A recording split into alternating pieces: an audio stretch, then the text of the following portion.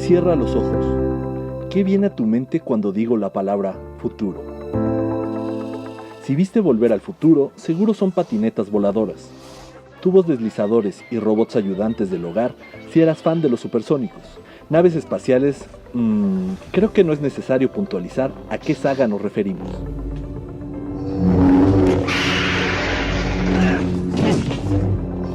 Pensar en futuro es pensar en grandes avances tecnológicos que revolucionan nuestras vidas, pero en muchos casos también es pensar en catástrofe mundial. Las consecuencias del cambio climático podrían ser parte de un futuro muy próximo.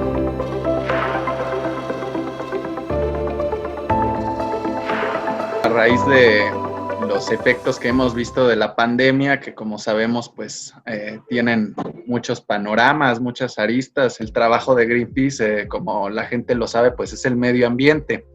Lo que no podemos ignorar es que el medio ambiente está en una relación súper cercana con todos los fenómenos que vivimos. Uno de ellos es la economía, el empleo, cualquier tipo de desarrollo, incluyendo, por supuesto, el desarrollo urbano. En este caso, nosotros venimos a promover una nueva propuesta que va muy enfocada en justo una recuperación verde o sustentable, en una recuperación bajo parámetros de justicia, o sea, de equidad. Todo esto se concentró en esa nueva propuesta, en un nuevo plan, que bueno, afortunadamente se está moviendo no solo en México, sino en muchos otros países. Se está empezando a hablar mucho de este tema, se está empezando a hablar de no regresar justo a la normalidad, como ya se ha venido diciendo, una nueva normalidad, pero ahora tenemos que definir no solo el nombre de la nueva normalidad, sino cómo queremos que sea.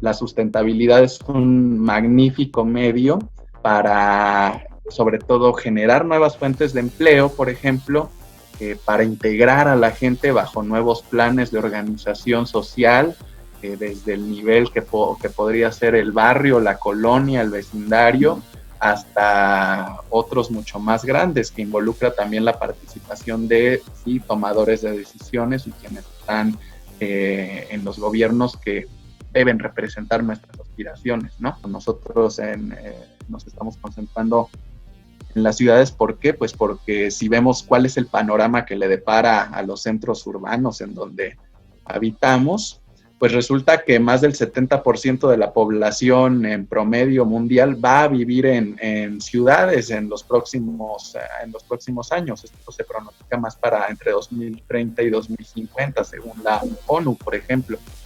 Entonces, pues esto nos involucra una responsabilidad mucho mayor en delimitar cómo queremos que sean las ciudades en las que vivimos, que forzosamente se tienen que transformar hacia ser lugares más incluyentes y más amigables con el cuidado al medio ambiente, ¿no? Entre las propuestas, ciudades más compactas en las que la movilidad sea más eficiente a través del uso de la bicicleta con infraestructura segura y adecuada. Así, se disminuiría el uso del transporte público, el cual gasta más del 50% de la energía que se utiliza en las ciudades. Si hablamos del tema del cambio climático, haciendo un poco a un lado también el de la calidad del aire, nos daremos cuenta que tan solo entre el transporte y la producción de energía en México, abarcamos más del 50% de las emisiones de gases de efecto invernadero. Entonces, estos dos problemas se llevan la mitad del problema del cambio climático en México, al menos en nuestro país.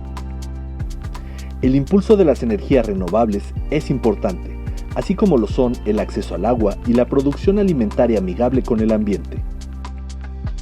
También tendríamos que considerar cada vez de manera más fuerte una transición alimentaria hacia formas menos invasivas con la propia naturaleza y el medio ambiente, y sobre todo también formas de abasto alimentario que sean cercanas a los lugares en donde vivimos, a las ciudades que nosotros habitamos.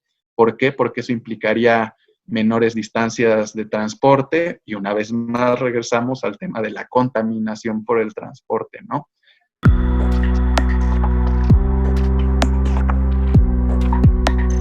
las grandes iniciativas en realidad son en lugares pequeños, en donde la gente se empieza a organizar entre sí, ya sea con sus vecinos, con sus amigos, para impulsar este tipo de nuevos modelos, de ideas. Entonces, pues el llamado es informarnos, buscar todas las oportunidades de colaboración que tengamos, porque es difícil lograr cosas en lo individual, y más en un tema tan complejo como este que puede ser el cambio climático o la salud. Por ejemplo, las sugerencias de política pública, ya en cualquier ciudad, en cualquier país, pues tienen que tomarse de la manera más fuerte antes del 2030. O sea, el umbral de actuación ya lo tenemos predefinido por la propia naturaleza del problema, en donde en este caso la comunidad científica global ha alertado que después de 2030 el aumento de la temperatura ya va a ser irreversible. Entonces, pues estos 10 años prácticamente que tenemos son elementales y son clave para impulsar todas estas medidas. Entonces, de ahí que también necesitemos cada vez elevar el nivel y el tono de la voz, que solamente se puede lograr en conjunto de mucha gente, ¿no? Ahora vuelve a cerrar los ojos y dime, ¿cómo imaginas el futuro?